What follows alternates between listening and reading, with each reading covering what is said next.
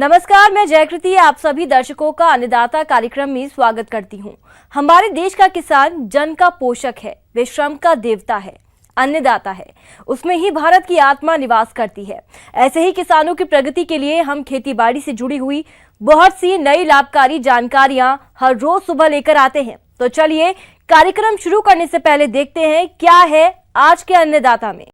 किसान भाइयों, कुछ नया कर गुजरने की चाह हो तो उम्र कभी आड़े नहीं आती। झारखंड जिला रांची के गांव ओरमांझी में रहने वाले किसान शिव नारायण साहू ने ऐसा ही कुछ कर दिखाया है। जी हां, शिव नारायण ने 40 साल पहले 5 पशुओं से डेयरी व्यवसाय की शुरुआत की थी और आज इनके पास लगभग 300 उन्नत नस्ल के पशु हैं। फिलहाल शिव नारायण आधुनिक तकनीकों को अपनाते हुए डेयरी व्यवसाय कर लाखों की आमदनी कमा रहे हैं। तो चलिए जानते हैं इनकी सफलता की कहानी। झारखंड जिला रांची के गांव गांगू टोली में है एक छोटा सा डेयरी फार्म, किसान डेयरी। जी हां, यहाँ रहने वाले किसान शिव नारायण साहू ने इस डेयरी व्यवसाय की शुरुआत 1980 में महज गायों से की थी और इनके पास 300 गाय हैं। इनके रोजाना लगभग 3500 लीटर दूध का उत्पादन हो रहा है, जिससे सालाना ये लाखों रुपए की आमदनी कमा रहे हैं और गांव व अन्य लोगों को भी रोजगार उपलब्ध करा रहे हैं। शिव नारायण साहू हुआ और हम एक कृषक हैं और आज हम लोग अपने डेयरी फार्म में अभी हैं। हम किसान परिवार से बिलोंग करते हैं और ख़ुद को मैं किसान हूं और 1970 से मैं अपना कृषि कार्य शुरू किया था। इसी के बीच में मैं 1980 में अपने 5 गायों से इस फार्म को शुरू किया था। फिर जो मेरा दूध का खपत बढ़ते गया तो मैं बैंक से सहयोग लेते गया और गाय अपना बढ़ाना शुरू कर दिया और दूध इकट्ठा करके हमारे बगल के जो शहर हैं रांची और रामगढ़, ये दोनों शहर का स्वीट्स दुकान जो मिठाई बेचने वाले हमारे होटल्स हैं, उन लोगों में मैंने दूध देना शुरू किया और काफ़ी दिनों का अभी तक मैं उसी तरह सभी के होटलों में दूध दिया करता है। नारायण साहू डेयरी व्यवसाय के साथ खेती करते हैं, साथ ही किसानों को प्रशिक्षण भी देते हैं। इनकी सफलता को देखते हुए इन्हें कई शासकीय और निजी संस्थाओं ने सम्मानित भी किया है और संस्थाएं इनका मार्गदर्शन और सलाह भी लेती हैं। जब मैं शुरू किया था 1980 के दशक में तो मेरे पास 5 गाय से शुरू किए थे, लेकिन बैंक के सहयोग से वो गाय को धीरे धीरे करके बढ़ाते चले गए। आज मेरे पास लगभग 300 गायें हैं, जिसमें लगभग 200 गाय दूध देती है और 100 गाय लगभग 60% प्रेग्नेंट रहती है गाय मेरे यहाँ। और वो नस्ल HF जिसको हम फ्रीजियन कर सकते हैं और जर्सी नस्ल, 2 ही नस्ल का और थोड़ा बहुत हरियाणा नस्ल की मेरे पास प्रजातियां की गाय हैं। अब रह गई कि इसमें खर्च, प्रति गाय लगभग आज के तारीख में 200 रुपया खर्च आता है। चूँकि महंगाई के युग है तो 200 रुपया खाने में खिलाने में खर्च आता है, प्लस जो गाय हमारे पास दूध नहीं देने वाली है उस पर भी खर्चा लगभग वही हो जाता है, थोड़ा बहुत कम बेसी। लेकिन अपने फार्म से 3500 लीटर के आसपास दूध प्रतिदिन निकलता है और उसमें शुद्ध मुनाफा सारे हमारे लेबर को दे करके शुद्ध मुनाफा 2 लाख के आसपास महीना का हमको मिल जाता है। इन्होंने बताया कि दूध उत्पादन बढ़ाना हो या इनसे स्वस्थ और अच्छे पशु तैयार करने हो, ये सभी पशु के आहार प्रबंधन पर निर्भर करता है। इनका कहना है कि पशु की आयु और दूध उत्पादन के आधार पर ही दाना मिश्रण दिया जाता है और दाना मिश्रण के साथ पशुओं के आहार में मिनरल और विटामिन्स को मिलाया जाता है ताकि पशु स्वस्थ रहें और अच्छा दूध उत्पादन मिलता रहे। सबसे बड़ी बात ये अपन बताना चाहते हैं कि इसमें सुबह शाम का काम है। सुबह में जैसे सुबह 4 बजे किसान के यहाँ उठ जाना चाहिए और सुबह 4 बजे हम लोग गायों को खिला देते हैं। 8 बजे करीब गाय को निहा हुआ करके और उसको धूप में, अगर ठंडा का दिन है तो धूप में निकाल दिए, और अगर गर्मी के दिन में है तो छाया में अपना रखना है। और उसी तरह से शाम के समय फिर दुहाई हो जाता है, और दुहाई के बाद रात में अगर गर्मी का दिन है तो फील्ड में निकाल दिए, हम लोग तो निकाल देते हैं फील्ड में, और उसको फिर सुबह 4 बजे शेड में ला करके खिलाने के बाद अपना दुहाई का कार्य करते हैं। हमारे यहाँ मजदूर हैं, वे लोग को हर हमेशा हिदायत किया जाता है कि बर्तन से लेकर के अगर दूध धोते हैं तो उसकी पूरे हाथ साबुन या और किसी चीज़ से धो करके साफ करना है। दूसरी चीज़ है शेड की सफाई। शेड की सफाई प्रतिदिन बढ़िया से होना चाहिए, और गाय का भी नहलाने काम प्रतिदिन ढंग से होना चाहिए। उसमें अगर पोटास का सॉल्यूशन बना देते हैं तो और भी अच्छा होता है, क्योंकि गाय में चमोकन वगैरह का जो शिकायत आता है वो सब दूर हो जाता है। और किस तरह खाना देना चाहिए उसका एक रेशियो है, उस हिसाब से अगर उसको हम खाना देंगे तो निश्चित रूप से उसकी स्वास्थ्य ठीक रहेगा। ये पशुओं के हरे चारे के लिए मौसमी चारे की खेती करते हैं। इन्होंने बताया कि डेयरी व्यवसाय की सफलता का आधार मौसम के अनुरूप पशुओं के प्रबंधन पर टिका होता है।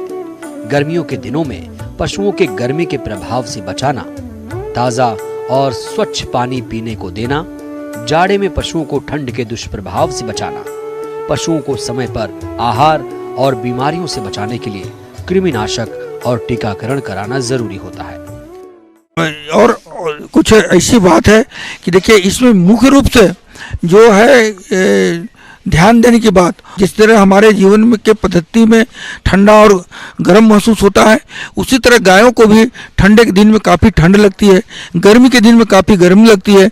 तो उसके लिए हम शेड में मैट लगाए हुए हैं, रबड़ का मैट लगा दिए हैं। जो पक्का ज़मीन है तो वो जब गर्म पड़ेगा तो पक्का गर्म नहीं हो, जिसके चलते वो मैट उसका सहयोग करेगा और वो ठंडापन रखेगा, और सर्दी के दिन में ठंडा नहीं लगे पक्का में, इसलिए उसमें उस मैट में जब गाय रहेगी तो ठंडापन उसको नहीं लगेगा। और साथ ही साथ इस मैट के बाद हमने प्रतिदिन क्रोसिन टीएच का छिड़काव करते हैं, जिससे जो भी जीवाणु शेड के अंदर मिलता है वो हमारे क्रोसिन टीएच से वो नष्ट हो जाता है और हम बीमारी से निजात पाते हैं। इस तरह बराबर बीच बीच में ध्यान देना चाहिए। हम लोग तो ध्यान देते हैं और ध्यान देके इस काम को कर रहे हैं, और इससे हम लोग को काफ़ी लाभ मिलता है। तो किसान भाइयों, देखा अपने छोटे स्तर से डेयरी व्यवसाय की शुरुआत कर शिव नारायण साहू कितने कामयाब हुए हैं। इतना ही नहीं, इन्होंने गांव के कई लोगों को भी इस व्यवसाय से जोड़ा है। आप इनकी तरह डेयरी व्यवसाय कर सफलता के मुकाम को पा सकते हैं। अपने राज्य के किसान गन्ने की खेती करके अच्छा लाभ कमाते हैं, लेकिन इस लाभ को मिलने में काफी समय लगता है। इसलिए किसान गन्ने की खेती के साथ कम अवधि में तैयार होने वाली अन्य फसलों की खेती करते हैं। तो जिन किसान भाइयों ने गन्ने के साथ अन्य सह फसलें लगा रखी हैं, वे इनका प्रबंधन कैसे करें, आइए जानते हैं डॉक्टर RPC AU पूसा जिला समस्तीपुर के कृषि वैज्ञानिक डॉक्टर नवनीत कुमार से। अभी जो किसान बंधु शरदकालीन गन्ना के साथ अंतर्वर्ती फसल लिए हैं, उनको अभी ये कमौनी निकौनी करना चाहिए, सिंचाई देनी चाहिए, और जो नाइट्रोजन का टॉप ड्रेसिंग है वो करना अभी आवश्यक है। क्योंकि ज़्यादातर अंतर्वर्ती फसलें अभी अपनी बढ़वार की अवस्था कंप्लीट कर रही है, तो इस अवस्था में सिंचाई की कमी नहीं होनी चाहिए, नमी की कमी नहीं होनी चाहिए। सिंचाई अवश्य दें और यूरिया का टॉप ड्रेसिंग भी करें।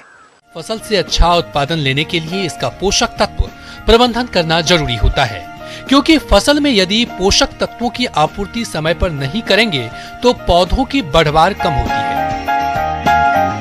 किसान बंधु को एक और बातें मैं बता देना चाहता हूं। जो यूरिया का 25%, जैसे 50% तो आप ये नेत्रजनीय उर्वरक दे दिए होंगे रोपाई के समय ही, और जो बाकी 50% नेत्रजनीय उर्वरक का मात्रा बचता है, उसमें से अभी प्रथम सिंचाई के बाद आप 25% यूरिया का उपरिवेशन करें। उसमें आपको अगर सिरौर विधि से आप गन्ना लगाए होंगे तो उसके लिए 88 किलोग्राम यूरिया प्रति हेक्टेयर के दर से व्यवहार करें, और पंक्ति में ही व्यवहार करें। जो किसान बंधु नाली विधि से या जोरी पंक्ति विधि से गन्ना का बुआई किए होंगे, वो 100 किलोग्राम यूरिया प्रति हेक्टेयर के दर से गन्ना में व्यवहार करें। और ध्यान रखें कि गन्ना का जो उर्वरक है वो गन्ना के पंक्ति में ही दें, और अंतर्वर्ती फसल का जो अनुशंसित मात्रा है वो अंतर्वर्ती फसल के पंक्ति में ही देना चाहिए। अगर अंतर्वर्ती फसल में गन्ना का आप उर्वरक दे देंगे तो उसके लिए वो ज़्यादा हो जाएगा और आपके अंतर्वर्ती फसल को क्षति पहुंचा सकता है। ऐसे तो हम लोग ये बीज को उपचारित करके ही लगाते हैं, लेकिन अगर आलू वगैरह में अब तो ये बीमारी का समय भी निकल गया है, अगर लगे कि लेट ब्लाइट लगता है तो इसके लिए आप दवा का इस्तेमाल कर सकते हैं ताकि झुलसा रोग से बचा जा सके। ध्यान रखना ये आवश्यक है कि जो किसान बंधु गन्ना के शरदकालीन गन्ना के साथ दलहनी फसल लिए हैं जैसे मसूर, राजमा, तो उसमें सिंचाई मसूर या और राजमा के अनुसार ही देना चाहिए, यानी कम सिंचाई देना चाहिए। अगर ज़्यादा सिंचाई देंगे गन्ना के अनुसार तो आपका अंतर्वर्ती फसल मर सकता है या उसमें ज़्यादा वानस्पतिक बढ़वार हो जाएगी और फलन नहीं होगी। इसलिए दलहनी फसल में ये ज़्यादा सिंचाई देने की आवश्यकता नहीं है, आप अंतर्वर्ती फसल के अनुसार ही सिंचाई करें।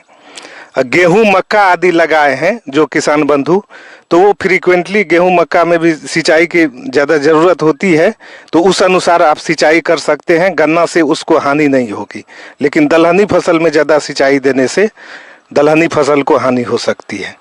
वैसे तो अंतर्वर्तीय फसल में खरपतवार उगने की गुंजाइश नहीं होती है, लेकिन फिर भी यदि खेतों में खरपतवार अधिकता दिखाई दे तो 1 से 2 निराई गुड़ाई बुआई के 40 से 60 दिन की फसल अवस्था पर करनी चाहिए, क्योंकि यह खरपतवार फसल की बढ़वार में बाधा तो डालते ही है, साथ ही रोगों और कीटों को पनाह भी देते हैं। हमारे किसान बंधु जो ज्यादा जागरूक हैं उनको ये अभी का शरदकालीन गन्ना के साथ जो आप अंतर्वर्ती फसल लगाए हैं उसको हार्वेस्ट करने के बाद आप ये फरवरी मार्च में भी या मार्च के लास्ट में भी आप उसमें मूंग या उड़द के भी खेती कर सकते हैं, तो आपका ये डबल बेनिफिट होगा। 2 अंतर्वर्ती फसल हो जाएगी गन्ना के साथ तो लाभ बहुत ज़्यादा होगा और गन्ना को बहुत ज़्यादा हानि भी नहीं होता है। आप उसमें भिंडी भी लगा सकते हैं, तिल लगा सकते हैं, मूंग लगा सकते हैं, उड़द लगा सकते हैं। ये आप शरदकालीन अंतर्वर्ती फसल के हार्वेस्टिंग के बाद भी ये फसल लगा सकते हैं। मौसम के अनुसार प्रबंधनों पर ही टिकी है आपकी खेतीबाड़ी, इसलिए मौसम पूर्वानुमान और उस पर आधारित साप्ताहिक कृषि सलाह इस प्रकार है। ग्रामीण कृषि मौसम सेवा डॉक्टर राजेंद्र प्रसाद केंद्रीय कृषि विश्वविद्यालय पूसा समस्तीपुर एवं भारत मौसम विज्ञान विभाग के सहयोग से जारी मौसम पूर्वानुमान के अनुसार मूंग के लिए पूसा विशाल, सम्राट SML 668, HUM 16 एवं सोना तथा उड़द के लिए पंत उड़द 19, पंत उड़द 31, नवीन एवं उत्तरा किस्में बुआई के लिए अनुशंसित हैं। बुआई के 2 दिन पूर्व बीज को कार्बेंडाजिम 2.5 ग्राम प्रति किलोग्राम की दर से शोधित करें। बुआई के ठीक पहले शोधित बीज को उचित राइजोबियम कल्चर से उपचारित कर बुआई करें। मौसम के शुष्क रहने की संभावना को देखते हुए तैयार सरसों की कटनी तथा दौनी एवं आलू की खुदाई कर सुखाने के बाद सुरक्षित स्थानों पर भंडारित करें। ज्वार की बुआई करें, इसकी स्वीट ज्वार या कोहवा प्रभेद लगाएं। मकई की अफ्रीकन टॉल प्रभेद की बुआई करें। चारा के लिए मकई और बाजरे की बुआई करें। चारे की लगी हुई फसलें जैसे जई, बरसीम एवं लूसर्न की कटाई 25 से 30 दिनों के अंतर पर करें। प्रत्येक कटनी के बाद खेतों में 10 किलोग्राम नाइट्रोजन प्रति हेक्टेयर की दर से उपरिवेशन करें। गर्मा मौसम की सब्जियों की बुआई करें। 150 से 200 क्विंटल प्रति हेक्टेयर की दर से गोबर खाद की मात्रा पूरे खेत में अच्छी प्रकार से बिखेर कर मिला दें। कजरा यानी कटुआ पिल्लू से होने वाले नुकसान से बचाव हेतु खेत की जोताई में क्लोरोपाइरीफॉस 20 EC दवा का 2 लीटर प्रति एकड़ की दर से 20 से 30 किलो बालू में मिलाकर व्यवहार करें। सब्जियों में निकाई गुड़ाई एवं उपयुक्त वर्षा न होने की स्थिति में सिंचाई करें। सूर्यमुखी की बुआई के लिए मौसम अनुकूल है, इसकी बुआई संपन्न कर लें। उत्तर बिहार के लिए सूर्यमुखी की उन्नत संकुल प्रभेद मॉडर्न सूर्या CO1 एवं पैराडेविक तथा संकर प्रभेद के लिए BSH 1, KBSH 1, KBSH 44 एवं MSFH 17 अनुशंसित है। संकर किस्मों के लिए बीज दर 5 किलोग्राम प्रति हेक्टेयर तथा संकुल किस्मों के लिए 8 किलोग्राम प्रति हेक्टेयर रखें।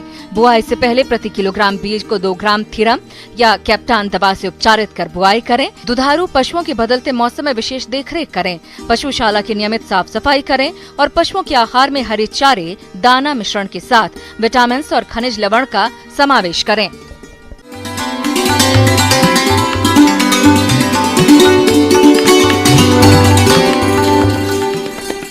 अन्नदाता हेल्पलाइन निशुल्क फोन संपर्क सेवा के माध्यम से आपके द्वारा पूछे गए प्रश्नों में से 1 या 2 महत्वपूर्ण प्रश्न को हम अपने कार्यक्रम में शामिल करते हैं। इसी के तहत आज का चयनित प्रश्न और उसका जवाब इस प्रकार है।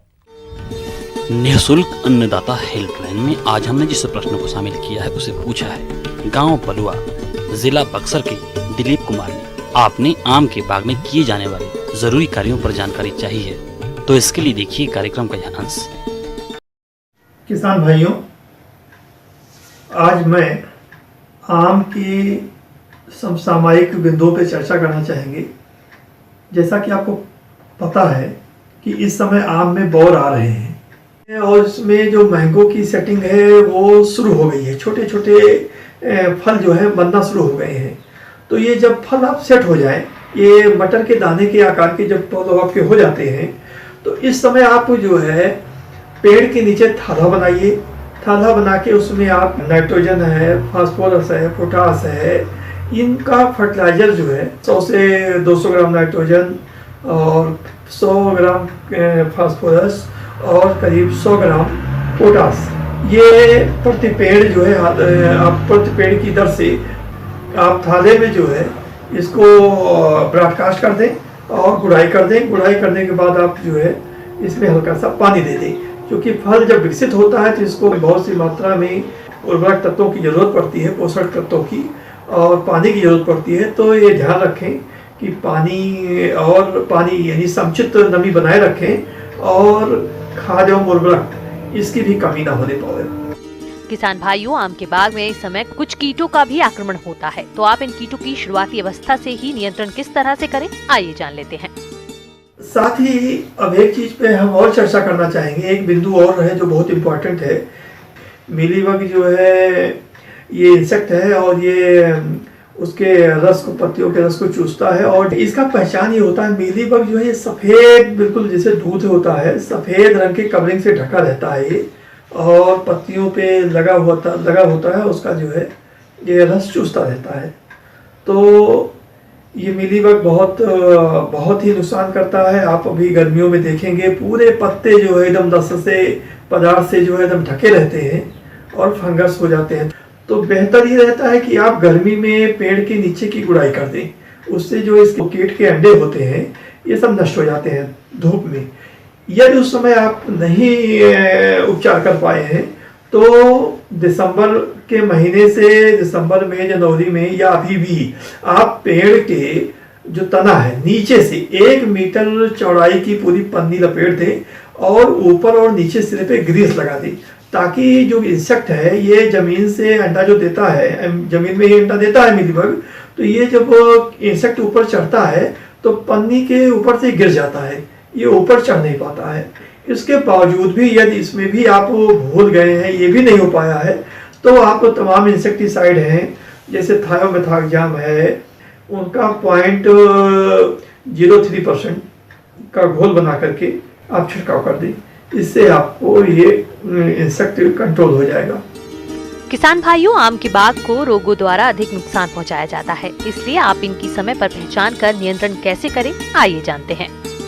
जो पेड़ बौर की अवस्था में है उसमें प्रायः देखा जा रहा है कि उसमें पाउडरी मिल्ड्यू, भभूतिया रोग का प्रकोप हो रहा है, जो कि फसल को बहुत क्षति पहुंचाता है और ये एक फंगल डिजीज है।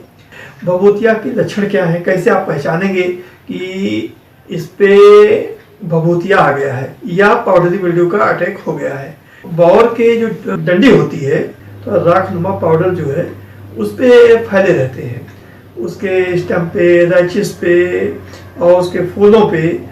तो ये धीरे धीरे बढ़ता जाता है, फ्लावर सेटिंग नहीं होती है, फ्रूट सेटिंग नहीं होती है और फल नहीं बनते हैं। तो इसकी रोकथाम के लिए आप वेटेबल सल्फर 0.2%, मतलब कि 2 ग्राम वेटेबल सल्फर 1 लीटर पानी में घोलकर आप उस पर छिड़काव करें। तो इस समय जो एक आपके बाग में मैंगो माल फॉर्मेशन की समस्या आती है, तो मैंगो माल फॉर्मेशन की समस्या आएगी, आपको दिखेगी या दिख रही होगी, शुरू हो गई होगी। तो इसमें 2 तरह की होती है। एक होती है जो है वानस्पतिक ये माल फॉर्मेशन होता है, जिसको गुम्मा व्याधि बोलते हैं, और दूसरा फ्लोरल, जिसके जो पैनिकल्स होते हैं, जो फूल होते हैं, वो गुच्छे के रूप में आ जाते हैं, शीर्ष गुच्छ टाइप का। तो इसके कंट्रोल करने के लिए ये उपयुक्त समय है अभी। तो इस समय आप अगर 200 ppm नेप्थलीन एस्टिक एसिड का प्रयोग कर देंगे तो ये जो मैंगो माल फॉर्मेशन है, ये उस समस्या आपकी नहीं रहेगी, दूर हो जाएगी। और जो पुराने ऑलरेडी इन्फेक्टेड या अफेक्टेड जो है पोर्शन थे, गुच्छे जिसमें कि ये मैंगो माल फॉर्मेशन लगा हुआ था, तो आप उसको प्रूनिंग के द्वारा काट करके आप अलग कर सकते हैं। इससे आपका मैंगो माल फॉर्मेशन की समस्या से निजात मिलेगी। इस समय ये बहुत ध्यान देने वाली बात है, इस पे आप पूर्ण रूप से सजग रहें और इसका नियंत्रण करके आप आम का उत्पादन बढ़ा सकते हैं। अब आइए देखते हैं कल दिखाए जाने वाले कार्यक्रम की मुख्य झलकियां। फसलों में प्लास्टिक मल्चिंग का प्रयोग और इसके फायदे।